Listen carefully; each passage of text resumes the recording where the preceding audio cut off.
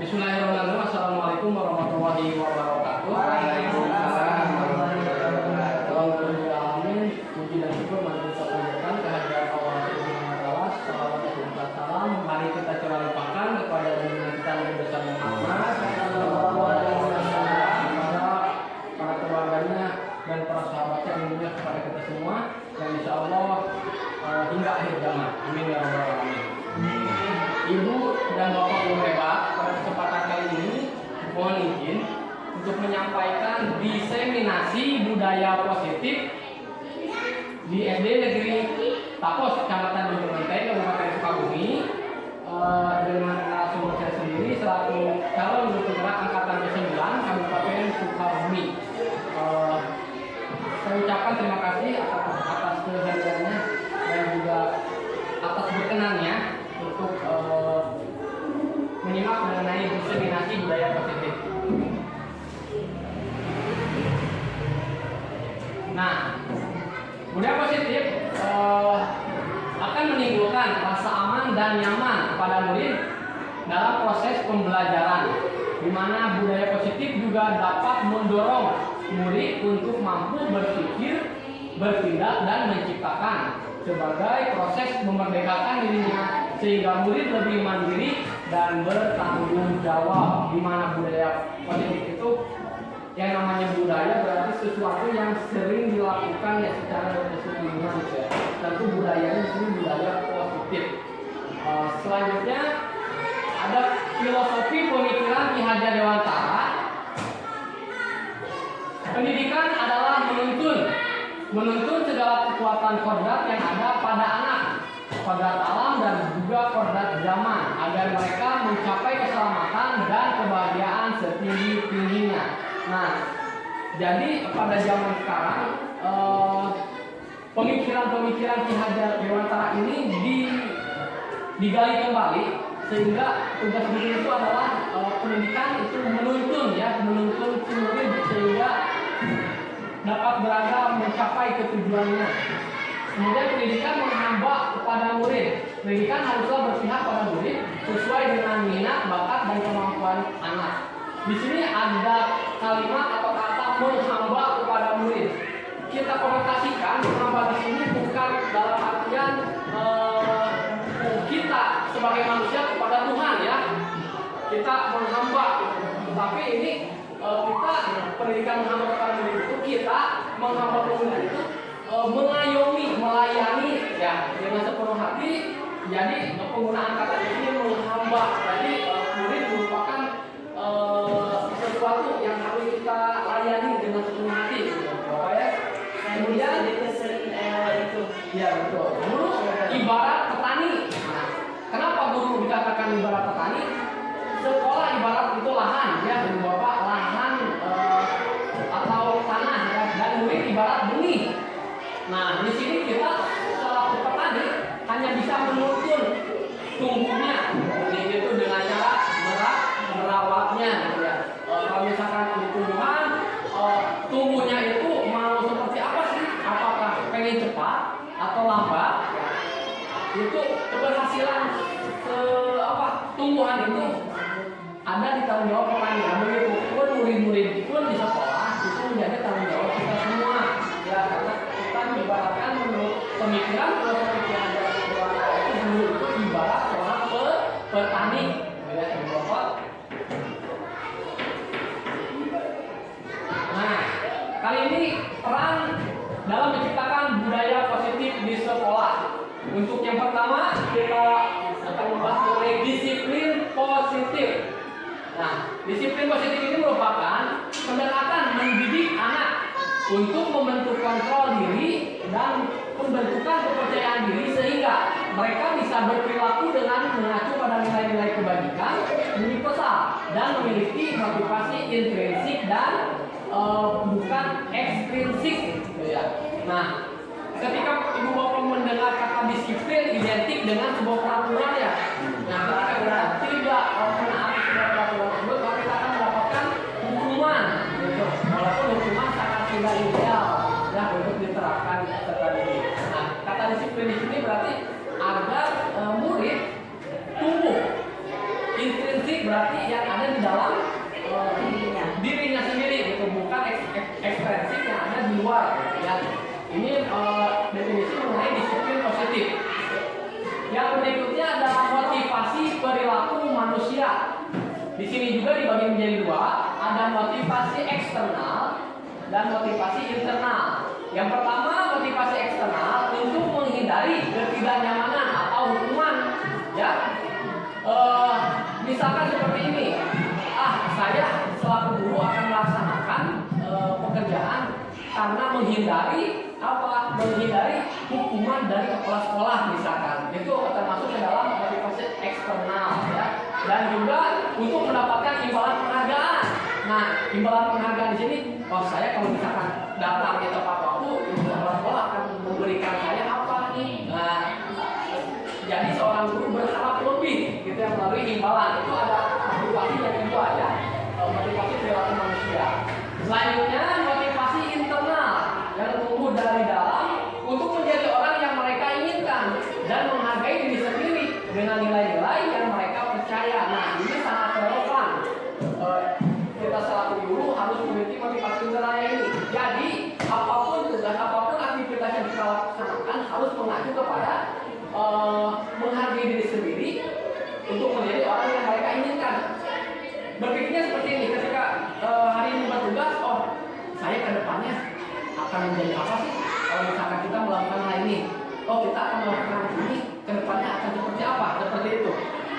Tanpa adanya yang tadi motivasi eksternal, misalkan menghindari hukuman ketidaknyamanan dari kepala sekolah dan juga misalkan untuk mendapatkan imbalan ya. Ini sangat relevan sekali untuk menjadi orang yang mereka inginkan dan menghargai diri sendiri dengan nilai yang mereka percaya gitu ya. Selanjutnya ada hukuman dan penghargaan.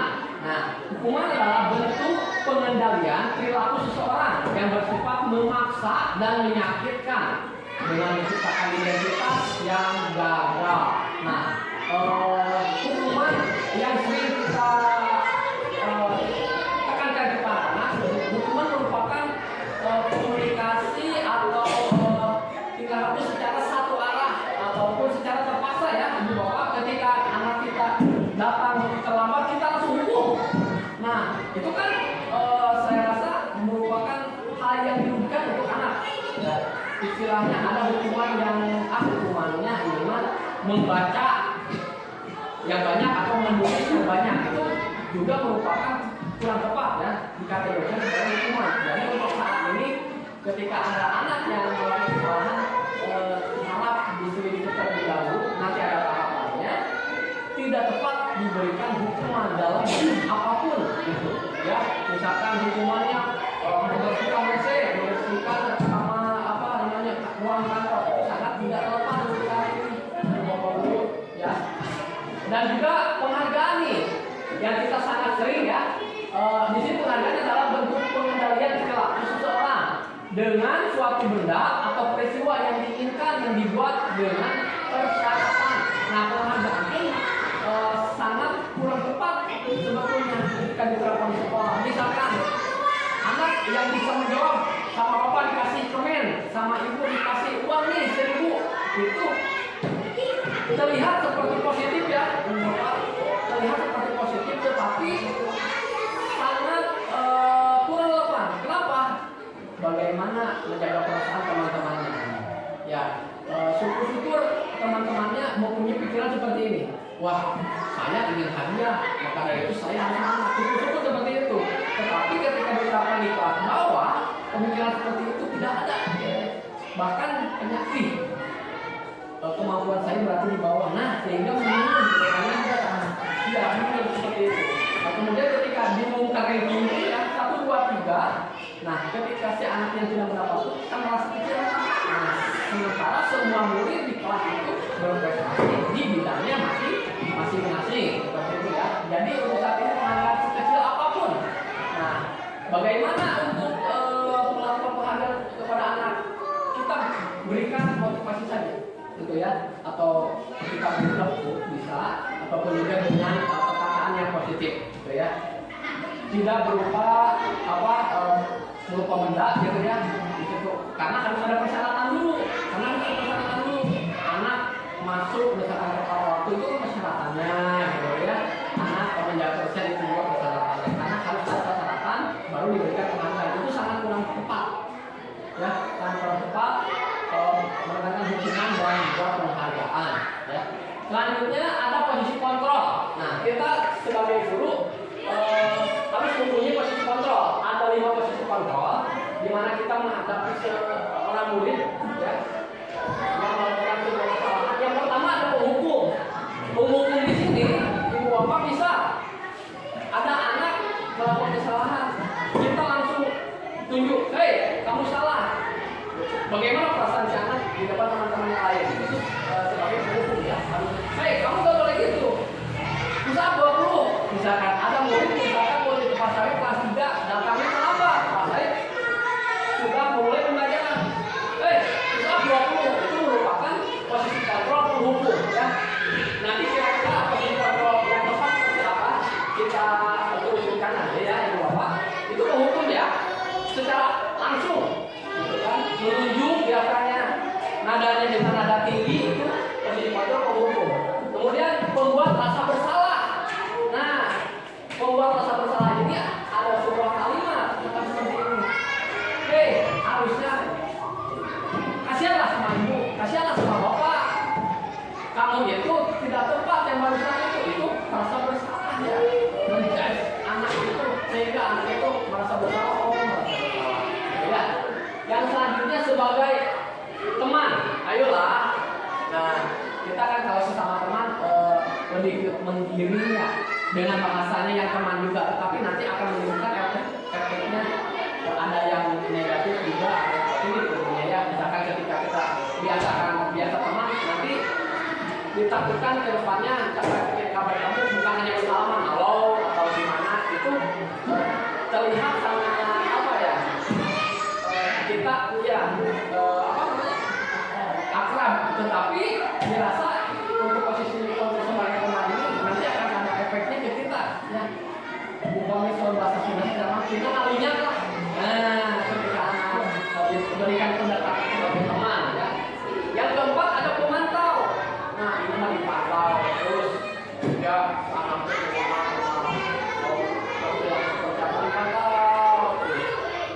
yang terakhir sebagai manajer.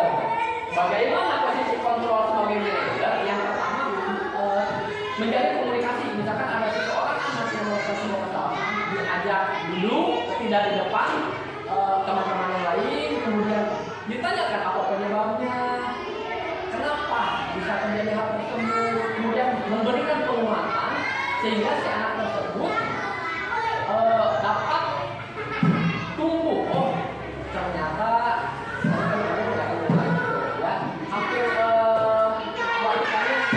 sebagai manajer, kira-kira menurut Bapak Ibu yang sangat relevan atau pas, kita punya posisi kontrol yang mana nih? Penghukum, pembuat rasa bersalah, teman, pemantau, atau manajer?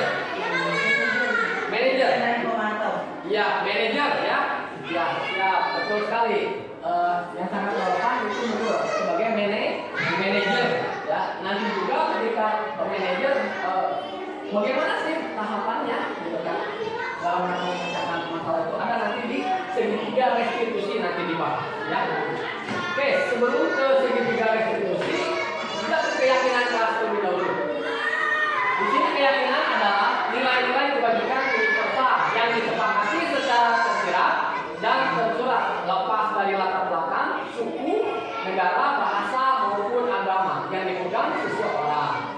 Keyakinan kelas adalah kesepakatan kelas yang dibuat berdasarkan nilai-nilai kebijakan universal. Nah, jadi kalau misalkan sekarang itu maksudnya aturan, ada tata tertib, ya Bu, ketika keyakinan kelas ini si anak yang membuat si anak yang membuat dengan kesepakatan bersama dengan penandatanganan, ya. Nah jadi kesepakatan keyakinan anak ini ketika ada seseorang yang melanggar, kita kembalikan lagi ini kesepakatan kelas kalian. Bagaimana si anak itu nanti akan mengikuti oh ya. Nah, gitu ya. Ini keyakinan kelas misalnya sangat penting ya. Nah, sepertinya di sini ada contoh. Kemarin keyakinan kelas 4 sudah dibuat ya. Jadi ketika anak berusaha kemarin menghasilkan 7 poin keyakinan kelas. Yang pertama, hadir dan pulang tepat waktu. Ya. Yang kedua, berdoa sebelum dan sesudah belajar. Berpakaian rapi sesuai aturan sekolah. Menjaga lingkungan kelas dan sekitar dan sekolah. Mengerjakan tugas tepat waktu. Bersikap jujur, sopan dan peduli. Yang terakhir, belajar dengan aktif, kreatif dan gembira. Kemudian ketika membuat sebuah keyakinan kelas, biarkan si anak memberikan masukan dengan kata-kata yang negatif, bukan positif, tidak apa-apa. Misalkan, ini kan kalau misalkan kalimat negatifnya berarti jangan terlambat sekolah ya. Ini pun ini nih, jangan berpakaian, misalkan jangan memakai baju keluarga. Itu kan ada kata jangan. Kalimat atau kata jangan tersebut itu merupakan kalimat negatif, harus dibuat ke kalimat positif. Nah, di sini mengerjakan tugas tepat waktu. Kalau misalkan kalimat negatif itu berarti jangan telat mengerjakan tugas ya. Nah, ketika nanti si anak mengungkapkan pendapat, menyampaikan, kita buat kalimatnya menjadi kalimat yang positif. Ya, kita membuat kalimat yang positif. Ini bersikap jujur, sopan dan peduli. Ini semuanya kalimatnya sudah diperbaiki. Asalnya kalimat negatif menjadi kalimat positif ya, yang sudah disepakati menjadi sebuah keyakinan kelas ya. Alhamdulillah ini pun ketika pertemuan kemarin langsung ditandatangani dan disepakati oleh siswa semua ya. Mudah-mudahan nanti di tiap kelas bisa mencoba menerapkan keyakinan kelas ini dan dapat menjalin komunikasi gitu ya. Poin-poinnya dibebaskan terserah anak mau membuat berapapun, kemudian nanti digolongkan. Yang terpenting kalimatnya positif, tidak negatif gitu ya. Kita kembali lagi yang tadi. Nah, yang terakhir ada segitiga restitusi, di mana ini merupakan tata cara atau untuk bagaimana menyelesaikan sebuah permasalahan yang ada di sekolah. Yang pertama, tahapan melaksanakan segitiga restitusi itu menstabilkan identitas. Nah, jadi si anak dipanggil, menstabilkan identitas bisa seperti ini. Nah, tahu nggak kenapa hari ini Ananda ibu misalkan dipanggil sama bapak, kenapa? Kenapa Pak? Mungkin tidak mengerjakan tugas. Nah, itu kamu tahu. Nah, itu merupakan kalimat pengantar untuk menstabilkan identitas. Kemudian validasi tindakan yang salah. Nah, kenapa sih? Nah, kan ketika anak misalkan datang terlambat tersebut, kenapa hari ini datang terlambat? Nanti anak akan menjawab apa, mudah-mudahan ya. Habis itu kita juga memberikan penguatan. Misalkan alasannya, bapak kan saya di rumahnya hidup tidak ada, kemudian ya saya membereskan rumah misalnya. Nah, dengan hal tersebut ya. Nah, kemudian ketika validasi, si anak mengetahui tindakan salahnya, menanyakan keyakinan. Nah, dikembalikan lagi ke keyakinan kelas yang tadi. Nah, kira-kira perilaku atau sikap hari ini kamu datang terlambat sudah sesuai dengan keyakinan kelas belum? Nah, sementara keyakinan kelas yang tadi apa? Datang tepat waktu. Nah, jadi si anak berpikir kembali. Oh tidak Pak, sudah sesuai. Untuk kedepannya mau seperti apa? Kedepannya saya tidak akan mengulangi lagi. Nah, kita kan kemarin ada kasus juga si anak tersebut tidak mengerjakan tugas. Kenapa? Alasannya di rumahnya itu tidurnya kalau malam, gitu kan ya, sehingga bensinnya hilang, tidurnya ketinggalan bisa. Kemudian yang sering hampir kelas 1 sampai kelas 6 ada yang tidak memakai sepatu. Bu, kemarin saya sudah melakukan menerapkan ya segitiga restitusi itu ada 3 alasan yang mendasar. Yang pertama, Pak dicuci. Hari apa dicucinya? Hari ini Pak, hari Senin. Ya, berarti harusnya dicucinya hari Minggu kan? Nah, sehingga sudah selesai. Alasan yang kedua, Pak kekecilan katanya. Terus tidak punya. Nah, di situ merupakan PR bagi kita ketika anak yang tidak menggunakan sepatu, jangan sampai, hei pakai sepatu. Nah, gitu. Untuk cara menanggulangi, misalkan si anak tidak mempunyai sepatu, itu menjadi pemikiran yang sangat kritis juga Pak ya sebetulnya. Yang pertama, kita bisa gunakan infak kalau misalkan di sekolah ada infak, kita bisa gunakan infak koordinasi dengan kepala sekolah, kita belikan. Nah, gitu ya. Kita belikan bisa dibelikan. Kalau misalkan siswa kita ada 200, ya kita lihat saja ya perkembangannya. Mungkin ada beberapa orang saja yang tidak menggunakan sepatu, tapi kita koordinasikan dengan sekolah-sekolah. Itu langkahnya itu. Tidak ada langkah yang lain lagi ya. Tapi sebelum itu ditanyakan dulu ke orang tua. Pekerjaan mereka bisa tidak kira-kira memasukkan anak untuk mempunyai sepatu. Misalkan seperti itu Pak, untuk permasalahan yang krusial seperti itu Pak. Ya, ini merupakan peran dalam menciptakan budaya positif di sekolah. Ya, kita ambil kesimpulan dalam upaya mewujudkan budaya positif di sekolah kita. Sebagai guru harus membentuk disiplin positif melalui keyakinan kelas atau sekolah yang disepakati bersama dengan menerapkan posisi kita sebagai kontrol manager ya, yang tadi kita sepakati, yang menyelesaikan segala permasalahan murid melalui segitiga restitusi ya, sehingga murid memiliki kesadaran dirinya sendiri untuk selalu berperilaku disiplin dan bertanggung jawab. Kiranya ini merupakan sebuah kesimpulan. Mungkin ada yang jelas ataupun kita bahas, kita gali, kita sharing. Silakan yang kurang memahami ataupun yang masih penasaran di peran dan menciptakan budaya positif ini. Mungkin ada salah satunya. Silakan. Ya, silakan Pak. Jadi contohnya hukuman buat mendidik anak-anak itu seperti apa sih contohnya? Hukuman apa? Ada hukuman misalnya sekolah kan tadi cara memberi hukuman kepada anak yang baik itu seperti apa? Nah, ya, terima kasih. Bagaimana cara memberikan hukuman yang baik? Tadi sudah dibicarakan hukuman dan hukuman itu kalau bisa tidak diberikan kepada anak sekecil apapun, tidak ucapan pun diusahakan, janganlah. Yang saya pasal bagaimana katanya ketika anak ya memberikan hukuman kan jangan tidak ya. Diterapkan ini sendiri ya restitusi yang tadi, mulai dari mengambil identitas, validasi tindakan yang salah, menanyakan keyakinan di sini. Nanti si anak akan merasa nanti saya tuh supaya menimbulkan anak membuat bersalah gitu.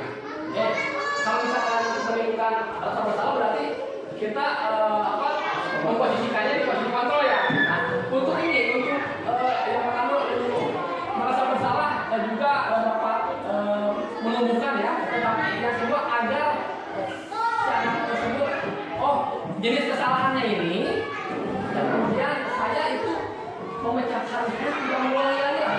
Seperti itu Pak ya. Jadi tidak ada istilah hukuman yang positif sebetulnya untuk hukuman, tapi memberi motivasi. Nah, melalui apa? Melalui verbal. Nah, kebalikan lagi, berarti kebalikan tidak sesuai belum dengan keyakinan kelas, misalkan seperti itu.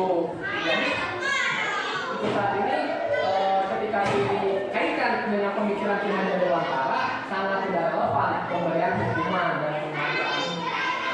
Saya rasa yang lebih sering diterapkan di sekolah itu penghargaan ya, misalkan ranking di akhir kenaikan kelas gitu kan. Nah, ada salah satu cara agar tidak hanya yang naik ke panggung itu 3 orang, misalkan juga sebelumnya kita misalkan ada siswa 30 orang, kita membuat gelar sebanyak 30. Juara menabung, misalkan juara rajin ke sekolah yang tidak pernah ada apanya, kita beri apa? Sertifikat, gitu ya, gitu sertifikat. Malah kamu gambar, Iya. kasih gambar, Betul. misalnya matematikanya Ya. tambah, kadang menggambarnya Nah, dikembalikan lagi berarti. Nah, di sini ya Ibu ya, betul. Kata Ibu barusan. Jadi kodrat alam dan kodrat zaman. Nah, ketika kodrat alam itu bawaannya sekarang itu yang tidak pandai matematika atau apapun dapat apa berprestasi di sepak bola. Nah, maka dari itu kita jangan ikut di kelas tidak apa. Iya betul. Tetapi iya itu merupakan kodrat alam. Sedangkan kodrat zaman itu yang sekarang ya harus kita jalin dari bahwa itu harus apa punya dasarnya untuk mengembangkan seperti itu. Ya, ada lagi Ibu yang ini kira-kira jadi seperti itu ya Pak ya. Untuk mengenai hukuman usahakan tidak diterapkan Pak, gitu kan. Tidak dijauhkan gitu kan ya untuk masalah hukuman itu dari hukuman positif, apalagi ketika tadi ya ada anak yang datang di sini, lupa tuh kan itu 50 keliling berarti sudah memposisikan sebagai penghukum ya. Kalau misalkan membuat rasa bersalah yang kan ya atau singkatnya kan itu disusulan untuk pulang sekolah. Nah itu kan membuat rasa bersalah kan ya. Boleh saja boleh juga apa nih membuat rasa bersalah boleh sebagai pengampun boleh saja ya, tetapi yang lebih relevan itu sebagai manajer ya, dengan menjelaskan ketiga institusi dan meyakini sebuah kebijakan. Kiranya itu yang dapat saya sampaikan. Ada tambahan mungkin atau ada masukan nih yang masukan membangun untuk kembali sekolah sosial, khususnya dalam yang kita bahas ini mengenai budaya sekolah positif. Kira-kira ini ya sebelum kita belajar kan seperti itu berdoa dulu ya, berdoa terus anak tuh diwajibkan setelah di akhir berdoa biasakan urutannya banyak sosialisasi perhatian terus berdoa ya asmaul-husna, kemudian anak membacakan diri dan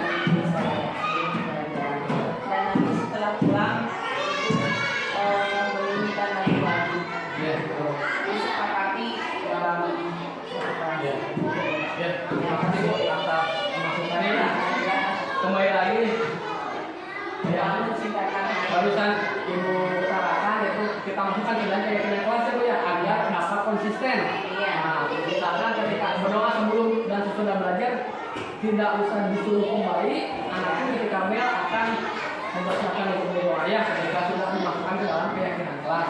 Itu terima kasih Bu atas masukannya dan juga ya mungkin Pak Ibu Bapak ada tambahan pertanyaan dari Bapak kelas 6 cukup ya. Oke, kita ulang kembali ya Ibu Bapak. Ini kesimpulannya yang tadi kita harus membentuk disiplin positif murid melalui keyakinan kelas yang tadi atau keyakinan sekolah yang disepakati bersama dengan menerapkan kita sebagai kontrol manager yang menyelesaikan segala permasalahan murid melalui tiga restitusi yang tadi ya, ada 3 tahap ini. Kemudian untuk apa? Untuk menumbuhkan perilaku disiplin dan bertanggung jawab. Oke, saya ucapkan terima kasih. Sebelum ditutup kita breaking tapi kita di awal tapi kita di akhir saja Ibu Bapak ya. Untuk ini akan tangannya ke atas, bagi Bapak yang angkat, kita gerakan 4. Boleh berdiri boleh, duduk boleh. Oke. Kita gerakan 4 kali. 1, 2, 3, 4. Silakan pegang pundaknya.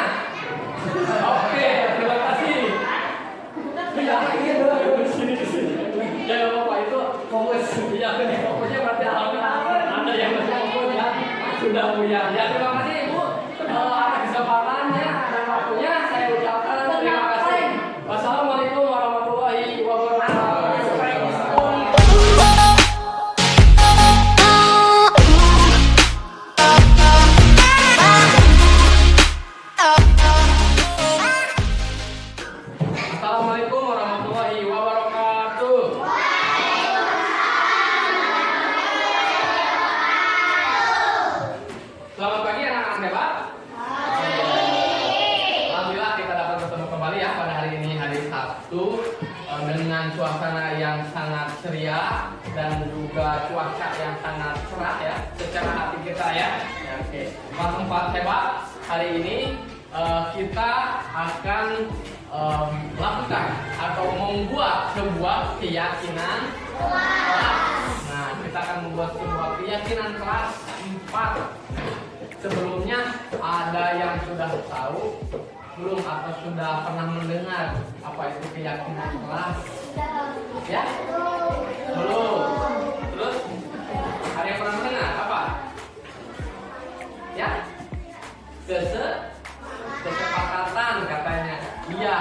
Nanti ketika keyakinan kelas sudah terbentuk, kita akan sepakati keyakinan kelas itu hampir ya betul hampir sama dengan kesepakatan kelas ya. Nah, di mana poin-poin yang akan kita yakini, kita akan sepakati bersama.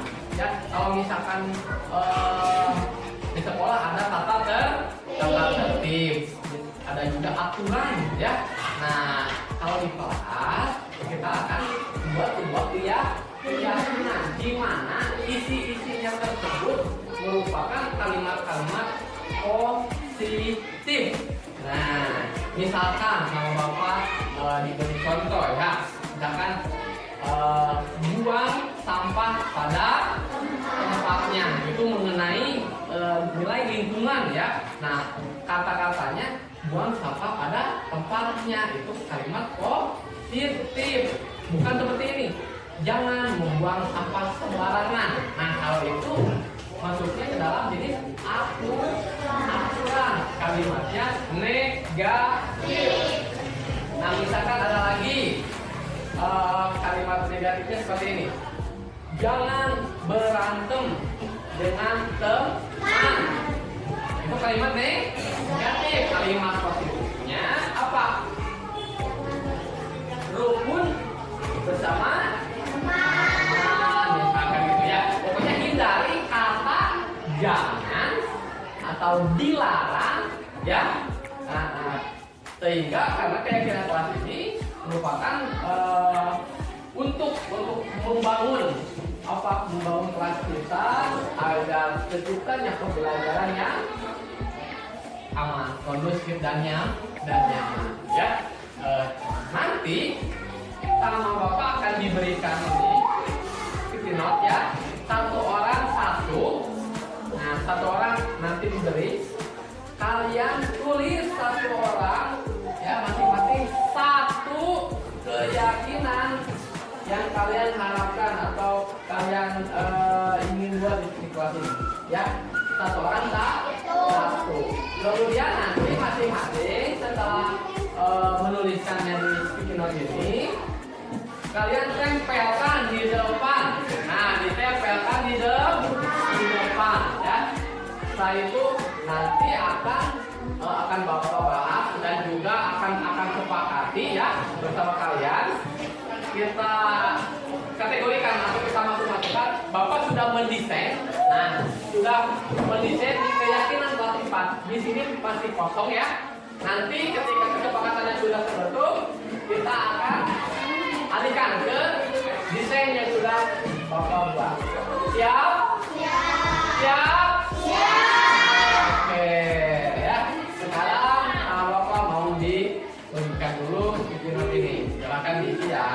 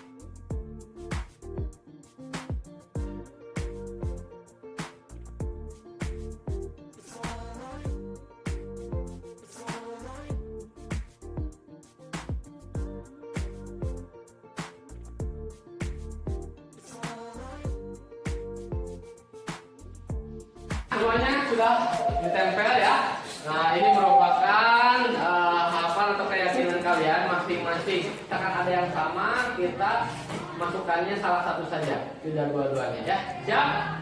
Oke. Di sini sangat beragam ya. Ada berdoa sebelum dan sesudah belajar.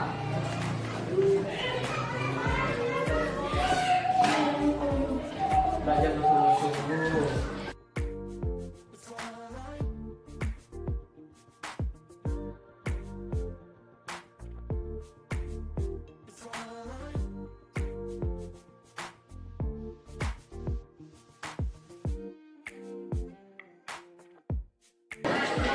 Nah, kita sudah menentukan ada 7 buah keyakinan kelas ya.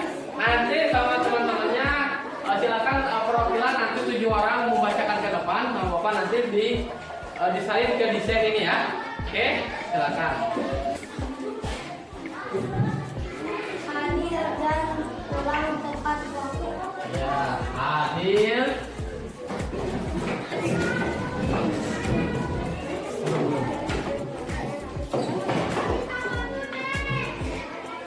Miring. Berapa? Ini ya, ini. Iya. Berdoa sebelum dan sesudah belajar. Ya, depan, depan. Oke, apa? Berpakaian rapi.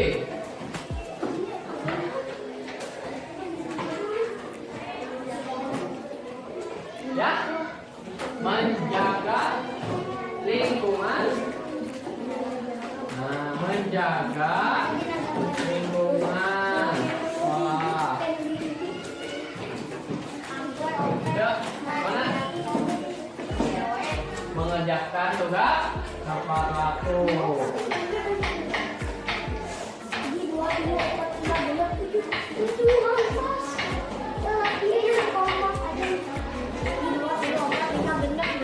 Bersikap jujur dan tepat.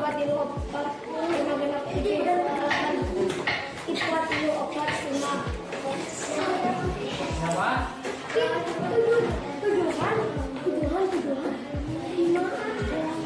Ya, belajar dengan aktif dan bergerak.